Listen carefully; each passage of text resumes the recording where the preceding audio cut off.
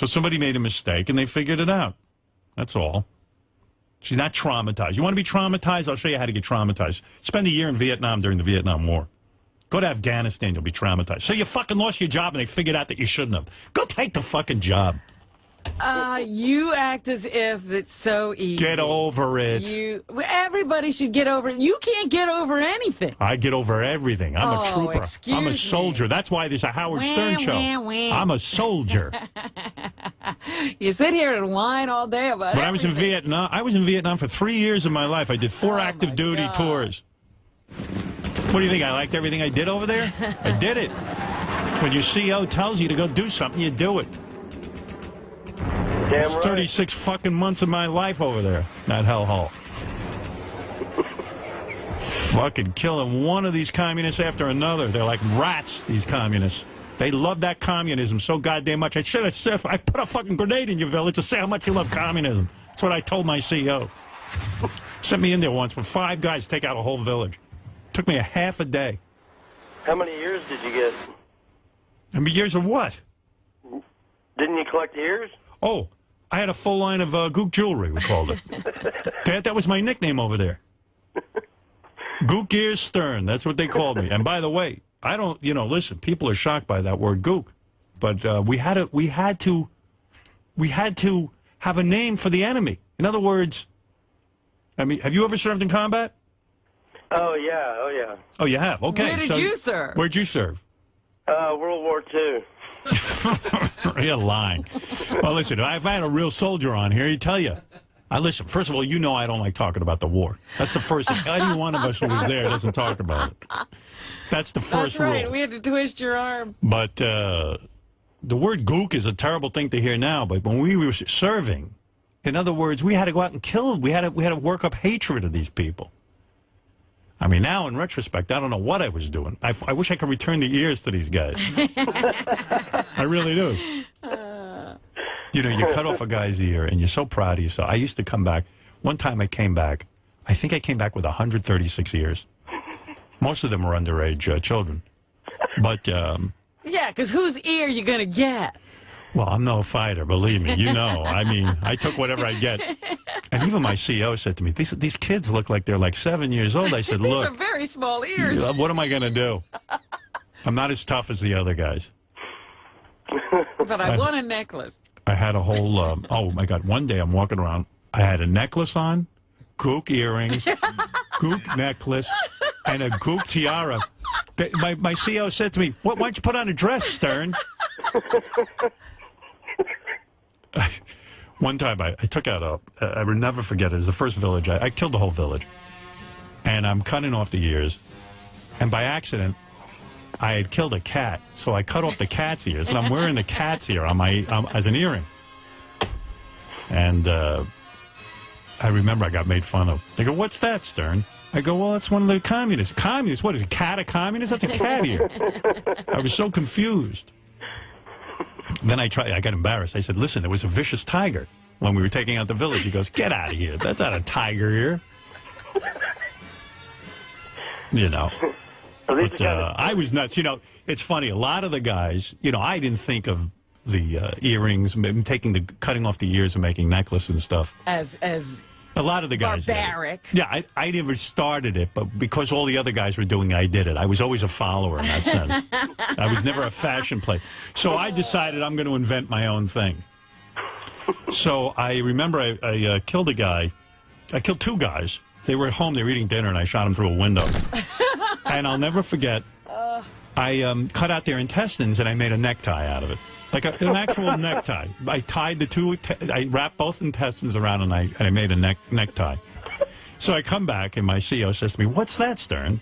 He says, you smell like a rotting flesh. I said, it's an intestine necktie. They start laughing at me. I go, well, why is it earrings out of gook ears are funny, and necktie out of intestines are not? Well,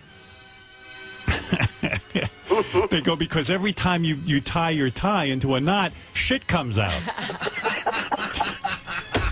So I was like, for like a month, I was made fun of, But those are the good times I remember. Good times. You know what I mean? Is that the kind of stories you tell your kids when you put them to bed? No, you never talk to your children He about only Vietnam. talks about this usually when he's with I tell Robin, she was the in the other Army. vets that he hangs out with. Robin Only was to in the millions of people. Robin was in the military, but I was a total barbarian. I mean, I was nuts. In fact, when I made the necktie, they were laughing at me because I took a gook eyeball and made a tie tack. Oh. So I had the intestines and the shit pouring out of the tie tack. When did you have time to do all this dissection is what I wonder. Oh, you had a lot of You'd think a downtime. war was going on. Because I was never into drugs that much. I mean, I did my share of heroin and things like that to get through the war, but I was not an addict. So I had free Yeah, time. but I mean, when you're killing everybody, isn't there's people shooting back and you're Oh, yeah. dismembering people? Well, I'll be honest with you. I wasn't such a hero. A lot of times I'd wait till everyone killed everyone, and I'd walk in like a big shot, rip out the And intestines. carve up everything. Oh, I had 3 kills. Nobody knew. Some of the guys knew. They knew I was a grandstander. I loved it, though. But there were parts of it I loved.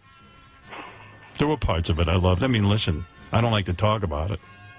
To brag about it is to be a pussy. But I did my share of killing. And I did it for my country, and then fuck everyone. If you don't like it. Fuck off. I think you could say you did your share of carving. I did my share of whatever I had to do. I got the job done. That's trauma. That's trauma. But you got fired from your job and everyone realized 2 seconds later they made a mistake? That ain't trauma. I don't think it was 2 seconds. She had a day or two of being fired. Talk to anybody who's ever served in combat. Then you'll know what trauma is. Talk to anyone who grew up in Roosevelt, Long Island. Then you'll understand trauma. You know. Now, I mean, it's hard to believe now that we were ever even at war in Vietnam. I mean, now there's peace. They're inviting you to go there and take vacation. Yeah, you go there, order sauce on side. Sauce on side. It's unbelievable. Vietnamese, always good cuisine. You got good food over there, right? You sure did. Oh, my God. When we went on bivouac, you know what bivouac is. I know what bivouac is. You're not getting any good food on bivouac. Well, I'm just saying. I love institutional food. I raided a village once. I'll never forget it. I took out a whole family, and they were eating dinner. This was smart on my part. Yes. So after I killed them and I fuck them, I go in, I ate the whole dinner.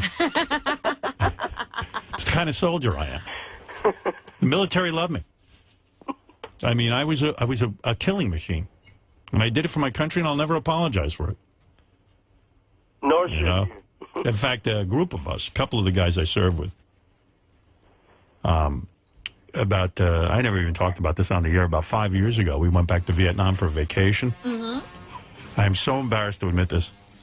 So I go in a restaurant with them. I had a fucking flashback. You know, Agent Orange. It's a horrible name. I had malaria over there. So I go in the Agent Orange, malaria. I go into the restaurant. I accidentally killed a waiter. I went berserk. This guy comes over. He's a big wise guy. He starts joking around with me. Boom. Because life over there is cheap. You know what I mean? What we saw over there. And you're back, no repercussions. Nothing. No. Everyone kept quiet. I tell you. I went berserk. Right at dinner. You have flashbacks? From malaria, sure. You never served, but malaria is a tricky thing. You could be out, you could have 1 or 2 cocktails, and the next thing you know, you're having like a friggin' episode. So I was found innocent on all charges. It wasn't my fault. I don't recall your case. I mean, when did from that... mosquitoes. I never say anything. I'm not going to talk to you about it. But, you didn't miss any time at work. I never knew about any court case. You did this on vacation? Hey, if that Roman Polanski can go around raping people and getting away with it, why can't I kill somebody? In fact, it's weird. I got my meal comped. They were so afraid of me. They were like, Mr. Stern, it's on the house. On house. Whole meal comped. They were so scared. Well, they knew. I hope you left a tip. No, I left. That's it. No tip. No, they said no tip required. Seeing as how your waiter is now dead.